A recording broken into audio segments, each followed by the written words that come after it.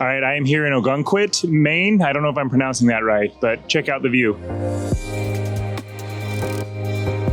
All right, Maine is absolutely awesome. This is a really cool place. We've got a lighthouse just over the corner here. We've got some pictures from my family, but you're not here for that. You're here to learn how Medicare works in Maine, so let's talk about it. Maine is one of the, dare I say, weirdest states when it comes to Medicare, and there's a lot to cover here, so I'm gonna start on the supplement plan side of the conversation. Maine, you have some of the highest rates for Medicare supplement plans. So if a 65-year-old in the country is looking to get a supplement plan G, the average cost is going to be around $150 per person per month. Maine, you don't have a lot of options here, and your average is $268 for a 65-year-old to get a Plan G. If you remove a couple of outliers that are really high, you're looking at $245 as your average for Supplement Plan G. The average for Plan N nationally, again for a 65-year-old, is $120. Here in Maine, it's $195. So you're seeing considerably higher costs for supplement plans here in Maine. The supplement plan penetration rate throughout the country is 21%. So 21% of people choose a supplement plan of all letters, any letters goes into that supplement plan penetration rate. And then everybody else is choosing something else. Here in Maine, it's at 15%. You're the fifth lowest supplement plan penetration rate. Now, that's not me advocating for or against supplement plans. Those are just the numbers that we see here in Maine. And part of that is because of the costs. And there are several reasons why the costs are as high as they are. So let's talk about those. The first reason is because this is a community rated state. What that means is that supplement plans are community rated. There are three rating systems. There's issue age, attained age, and community rated. Community rated is unique because your plan rates are not dependent on your age. So a 65-year-old is paying the same amount as a 105-year-old, whereas the other plan types are age-based. So one thing about community rated is it drives the average cost up a little bit. So for 65-year-olds, you're paying higher than you normally would, but as you start getting older, it starts to normalize. So 85-year-olds, 90-year-olds, you're paying a little bit less than you would have if you were on the other plans in a similar area. Another reason for the higher than normal cost is because you are a guaranteed issue state. It's called the GI state. So guaranteed issue. What that's referring to is your ability to switch from one supplement plan to another without medical underwriting. In most states, if I'm on a supplement plan G, and let's say my insurance company's rates are increasing faster than the other insurance companies, and I wanted to switch from a plan G with one company to a plan G from another, I would have to go through medical underwriting. That means I'm answering medical questions, and if I have good health, the switch shouldn't be a problem. If I have poor health, I could be charged more or even denied that switch. So that's where guaranteed issue really becomes a positive benefit here, but it also raised the risk that insurance companies are taking on, because with it being guaranteed, that means they are going to be taking on people with poor health and higher costs. And that has to be reflected in the supplement plan premiums. Now, in most states with these guaranteed issue rules, you're looking at a switch from a like plan to a like plan, so a G to a G, or down, so something like a G to an N. And then you wouldn't have to go through the medical underwriting. If you were trying to switch up like an N to a G, then you would have to go through medical underwriting. Here in Maine, it's a little bit weird. So if you're on a plan A, you can only switch to a plan A under this rule. If you're anything other than a plan A, and only like 1% of people are on a plan A. So if you're anything other than a plan A, then you can make those switches back and forth, up and down here in Maine, which is a great benefit to have, and you won't have medical underwriting. Now, Maine isn't a completely open enrollment state like New York, Connecticut, Massachusetts, Vermont, but it is still pretty open. And what I mean by that is that in those states, you don't need continuous coverage in order to switch from an Advantage plan to a supplement plan or up and down. Here, you just need to make sure you don't have a lapse in coverage of more than 90 days. And that's with an Advantage plan or a supplement plan. So as long as you don't have that lapse in coverage, you're good to make changes. Now, a huge mistake that people make is related to switching from an Advantage plan to a supplement plan. And I'm going to get into Advantage plans, and this is kind of the bridge here. But when you're talking about switching from an Advantage plan to a supplement plan, yes, as long as you don't have any breaking coverage longer than 90 days, you can do that. But you need a valid reason to go back onto original Medicare and a supplement plan. And this is the big mistake people make, is they hear, oh, I can switch back.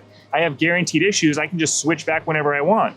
I'm recording this on August 3rd, so I'm going to use this as the example. This video is posted after that, but it's August 3rd. If tomorrow I get diagnosed with cancer and it's now August 4th, the mistake people make is that, oh, on August 4th, if I'm on an Advantage plan, I can just switch over to a supplement plan, no problem.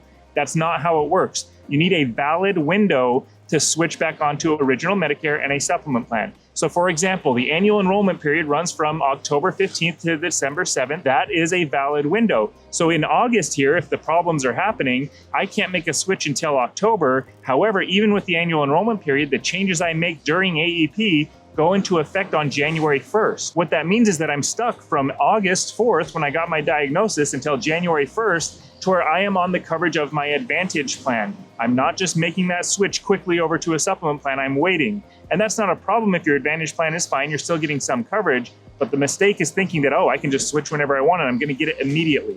Another window where you can make those changes is the open enrollment period that runs from January through March, or if you have a special election period. Now, the most common is if you move out of your coverage area. There are others, like if the Advantage Plan insurance company leaves the market and their plan leaves with it, you have a period where you can get original Medicare and a supplement plan.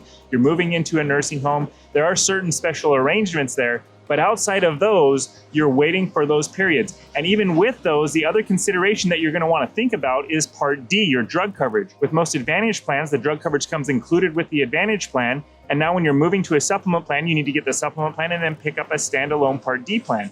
Well, you can only pick up standalone Part D plans during special enrollment periods like the annual enrollment period or a special election period. So the timing of all of this is really important. Again, I don't want you thinking, oh, I can switch whenever I want. You can switch whenever you want, but when you pick up a supplement plan, you're kind of paying for it until you have the valid reason to switch back onto original Medicare. So wait until you have the valid reason, then you can make these changes. Now, the Advantage Plan penetration rate nationally is 50%. Here in Maine, it's 56%. You're the 5th highest in the country in terms of Advantage Plan penetration rates. Again, that's not me saying that's what you should or shouldn't do. Those are just the numbers. And one of the reasons for this is the strategy people are using is they'll go on an Advantage plan, take advantage of the low or no premiums until their health starts to change, and then make the switches that we've talked about during the right periods. Another super unique thing here in Maine, and to understand it, is you need to understand the trial rights for Advantage plans. So a trial right across the country is your ability to try an Advantage plan with the opportunity to switch back to original Medicare and a supplement plan with no medical underwriting.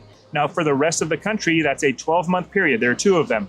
When you first go on Medicare at your 65th birthday, if you go at your 65th birthday and get an Advantage plan at the same time, your Advantage plan, Part A and Part B effective dates all have to have the same date. That only happens at your 65th birthday. So if that's the case, you have a 12-month window where you can try the Advantage plan, switch back to supplement plan and original Medicare with no medical underwriting. So that's the first trial right.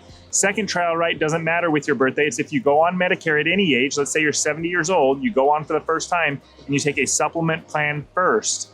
If at any point in the future you switch off of your supplement plan onto an Advantage plan, you have a 12-month window to try it out, and then you could switch back to original Medicare and a supplement plan during that 12-month window without medical underwriting. So that's the rest of the country. Here in Maine, instead of 12 months, you get 36 months. You get 3 years as your trial right. So that is unbelievable. That's really great. And again, that's another strategy people are using is they go on an Advantage plan, they take advantage of that 36-month trial right, and then as they get older, they switch off of the Advantage plan onto a supplement plan.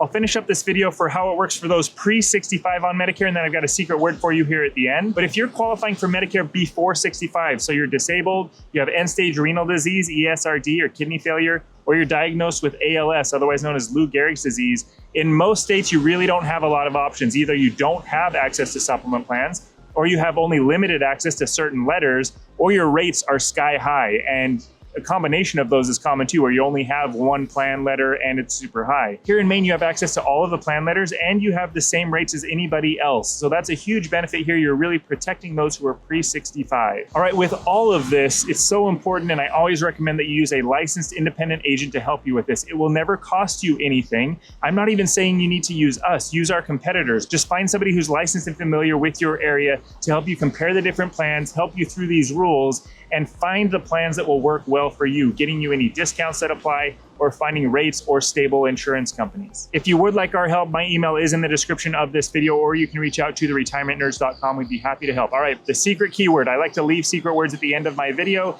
just to show that you've made it this far, and then I can take your comments a little bit more seriously. We are in Maine. You're known for your lobsters, so the secret keyword has to be something related to lobsters. If you put that in the comments, then I'll know that you've made it this far. If you haven't subscribed already, please do so. It helps more than you know. My family and I are going to go explore this awesome part of Maine a little bit more. And then thank you for making it this far. I will see you in the next video.